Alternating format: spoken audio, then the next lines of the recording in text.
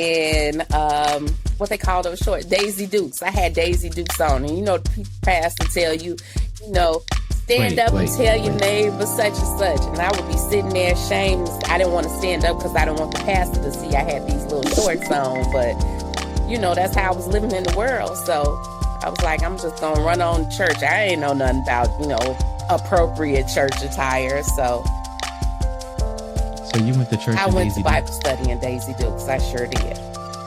Oh, how many looks? You know what? I don't know. I was so naive, and didn't know, because it was a more relaxed environment, like people had on sweats and, t-shirts. It wasn't like one of those stuffier, or what I called, the stuffier old churches where everybody had on these long dresses and stuff so I thought the regular stuff we wore, was appropriate. And I saw other people in regular clothes. So this was my regular clothes. So I showed up as I was. They say come as you are. I came as I was. And, eventually I got my life together and I put some clothes on. But yeah.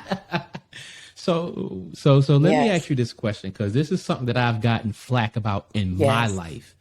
Multiple marriages. How do you personally feel about them, and how much criticism, I'll say, have you gotten for being married more than once and still possibly would like to be married? I actually haven't gotten much flack. I think I'm harder on myself than people are. Because I didn't come from a family of people that got divorced. In my family, people got married young. They stayed married, till death did them part, or till, they were old. And divorce wasn't something, that I was familiar with. I actually was the first person, of the younger generation to get a divorce. And it was embarrassing for my mother. By then, my father had passed on, and my mother was embarrassed because I had gotten divorced. And, she didn't want people to know. Wow. She's like, don't tell anybody.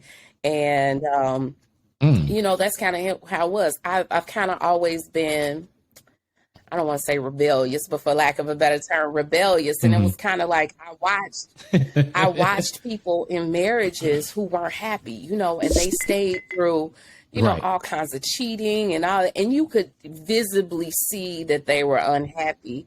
Yeah. And I just wasn't willing to do that. So, when my situation I felt was at its end, I was like, what's the point in me spending the rest of my life unhappy, just to save face for other people who don't have to deal with what I'm dealing with daily. So, I chose to get a divorce. And then, doing it again, I was apprehensive, but, I never got around to the reason why I did it the second time. Like after I got in the church, I was thinking that, I'm going to throw out my wants or desires, so to speak, to some degree. And I'm going to try and do what I think God would approve of. So I chose this person, for what he looked like on paper.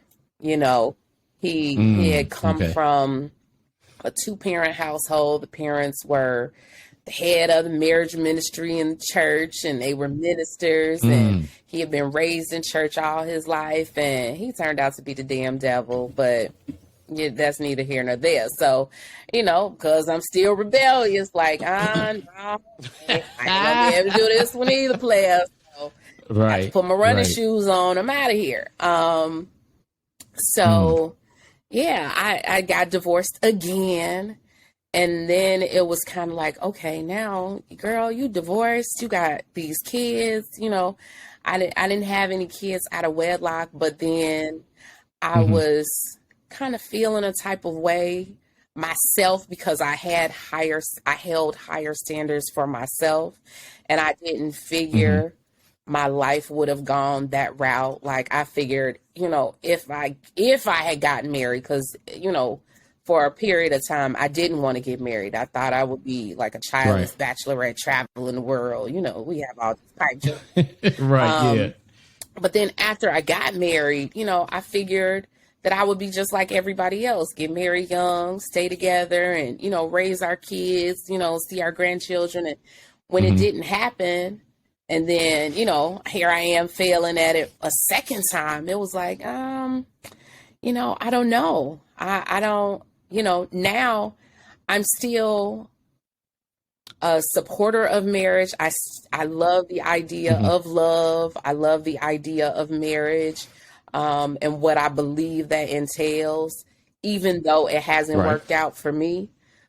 And there is a fear, to some degree, about, you know, doing it again, because who wants to be the serial bride? But then on the flip side, I look at it like, you know, if we, you know, have a job, how do we stay on the first job that we ever had? You know, when that one doesn't work out, we apply for a new one, you know, and that's kind of, I don't want to say that's the approach that I have to marriage. It's just kind of like, okay, you learn from the mistakes that you made, and then you try better the next time. So should there be another time, then I think my vetting process would be different. And, you know, I would look at, well, I guess I can say that the lessons I learned, I learned a lot from those hard lessons, or the divorce taught me some things to avoid in the future. Yeah, I can dig it because, yeah, after my first marriage, I got married, I was 20? Had no business getting married. No. Got married because she was pregnant. And that was like, we was married for like 5 seconds before I was like, the hell with this. And it lasted 6 years. And after that, I was like, I ain't doing this ever again. You know, then I turned over that rock line. I can't say never did it a second time. Got married because she wanted to be married. And we was cool. That lasted, you know, that was another 6 years. Then I said, I will never do this shit again. Did it a third time. And that was the marriage from hell. So my question to you is, because, you know, you kind of hear it from other people sometimes, but then you beat yourself up the most. What did you beat, as far as looking at it as a failure, what were you telling yourself, and how did you get yourself out of saying I'm a failure? The first time, you know, I'm not going to say devastated.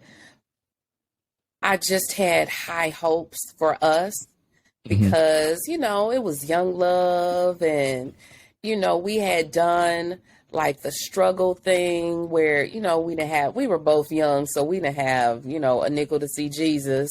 And then, you know, to go from not having any money to then getting some stability.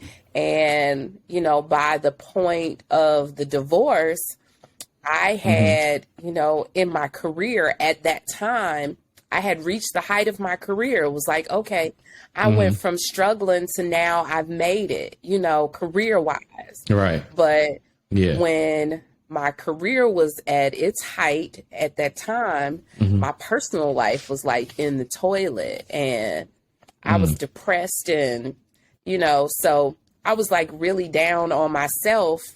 I knew that at the time that I was cut out for marriage. I mean, you know, as a kid growing up, that's kind of what the lessons that they were teaching us about life. You know, we didn't get so much lessons about money and, you know, things like that from the mom. Anyway, I did from my dad, but from my mother, it was all about teaching me how to be a wife. So then when you get to be a wife and it's kind of not going as planned, it's like, well, wait, hold on. What did I miss? And I am a type A personality. So you know, I want everything to be perfect. And when it wasn't working out perfectly, it was like, you know,